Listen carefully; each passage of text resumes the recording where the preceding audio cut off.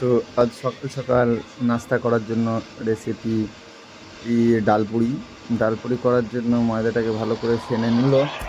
সেনে নেওয়ার পর ময়দাটা ভালো করে সেনে নেওয়ার পর কিছুক্ষণ ঢেকে রাখলো।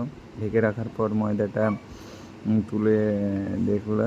তো এদিকে ডাল বাটাটা রেডি করে নিচ্ছে। তো ডাল ডাল পরোটার মধ্যে ভরবে। তো আমার একটা দাদা বানিয়ে নিচ্ছে।